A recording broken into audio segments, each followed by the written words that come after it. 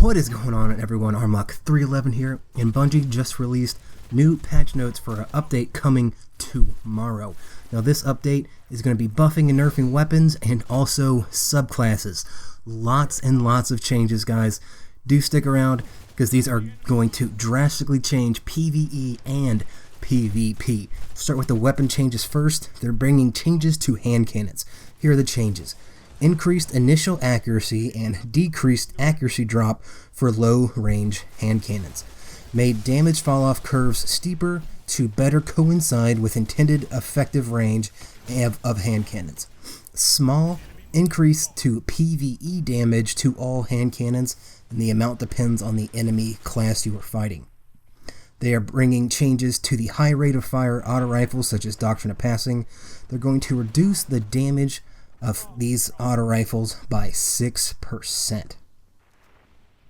Now, they are buffing the hand cannons, like I said, so to counteract that, they're going to bring a slight nerf to the Hawk Moon. They're going to reduce its stability by 5. They're also nerfing the counterbalance perk. They're going to reduce it from a 90% stability buff to a 80% stability buff. And that's what we have for weapons, guys. They also, in the patch notes, they go through what rangefinder does, and they also go through what weapon handling is. I'm not going to go through these in this video, maybe a later video, but I will leave a link in the description below if you want to check it out. On to subclass changes. These are absolutely huge. I will go ahead and start with the Hunter. They are changing every single subclass for the Hunters. We'll start with Gunslinger. The Swarm Grenade gets an increased arming radius of 0.5 meters, which is a buff, but the Swarm Grenade gets a detonation damage increased by 7%. Trip Mine no longer attaches to enemies, instead arms on impact then bounces. Trip Mine damage reduced by 3%. So Swarm Grenade, big buff. Trip Mine, nerf. Now for the Golden Gun, the changes, the base damage is increased by 50% and an additional 30% against AI combatants. Deadeye perk now increases Golden Gun damage by an additional 30%. Throwing Knives are changed. Throwing Knife base damage reduced by 10%. The Circle of Life modified functionality.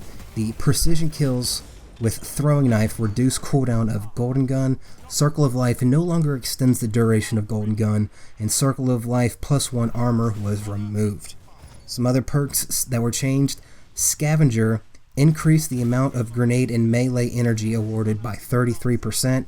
Chain of Woe 1+ recovery added. Over the Horizon +1 recovery removed. Onto the Blade Dancer. Changes. Blink now incurs a -1 recovery penalty. Really don't think Blink needed to be changed at all. Blink Strike Lunge, the melee distance, was decreased by 0.4 meters. The Backstab Valid Backstab Angle reduced by 30 degrees. This is so we don't get those front stabs anymore, or less. Escape Artist Invisibility Effect delayed by 0.5 seconds. Fast Twitch recharged reduced by 20%. Some big nerfs there to the Blade Dancer. Now onto the Arc Blade Super. Based duration increased by 2 seconds, which is a buff. Hit search range increased by 0.5 meters. That's good. Added a 0.8 second cooldown between arc blade swings while airborne. Energy cost per swing is increased by 20%. Energy cost on hit decreased by 20%. So if you're just using your Blade Dancer to get across the map, it's not going to last as long. But if you're in a group of enemies and you're constantly hitting people, it's going to last longer. Other changes. Arc Blade damage increased by 30% against AI combatants. Vanish now causes the player to vanish on cast in addition to its normal functionality. Showstopper damage radius extended by 1 meter. Encore killing an enemy with Arc Blade now extends its duration and grants a 150% increase to Arc Blade damage for a short time. Onto the Nightstalker. The spike grenade damage impulses per second reduced from 5 to 10.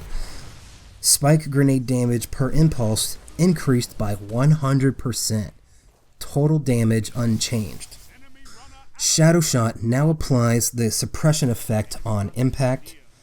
Smoke grenades. Impact damage increased by 34%. Impact suppression and damage over time duration reduced by 1 second.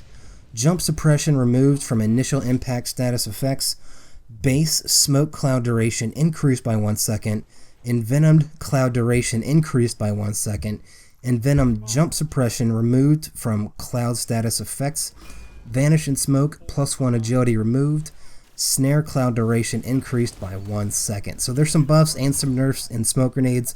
A lot happened. We will have to see how it actually plays out before I actually give an opinion on that. Some Nightstalker perks that were changed.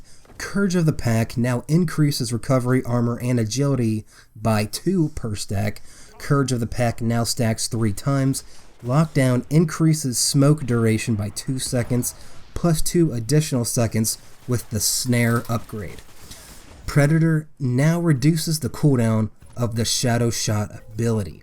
Shade Step moved to a single dodge on a 3-second cooldown. Huge nerf to Shade Step right there. Absolutely huge. Now there are some changes made to other classes, such as the spike grenade change that was made to hunters is also going to be applied to titans. Also, the Twilight Garrison is getting the exact same nerf that Shade Step is getting, where it is only a single dodge on a 3-second cooldown. Hammer of Soul damage increased by 10% against AI combatants. Fist of Havoc base damage increased by 50%, and an additional 50% against AI combatants. Nova Bomb base damage increased by 50%, and an additional 50% against AI combatants. Storm Trance damage increased by 10% against AI combatants. Onto the Sunbreaker subclass. Hammer of Soul, Hammer Travel Speed has been increased by 1.3%. Hammer of Soul, Hammer Detonation Radius increased by 10%. Even though I'm mostly a hunter and I don't play Titan very often, I do agree with that change. That should be a pretty good buff to the hammers. Now onto the Sunsinger, what everybody wants to know. Firebolt grenades. Firebolt increased aiming time by 0.2 seconds, but it has decreased victim search radius by 1 meter, so it's going to have less range. Viking Funeral perk. It no longer extends the duration of ignite effects. Viking Funeral now weakens targets afflicted with ignite effects, causing them to take 5% more damage from all sources, stacking up to 3 times. Flame Shield has a 0.3 second delay added before the Overshield activation.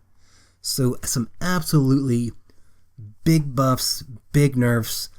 We'll wait and see how this plays out in PvP. I think they hit the Blade Dancer a little hard, but I may just be biased because it's my favorite subclass. Most everything in there I agree with, so we will see what happens tomorrow when this patch goes live. I've been Armlock311. If you have any other questions, hit me up in the comment section below, and as always, peace!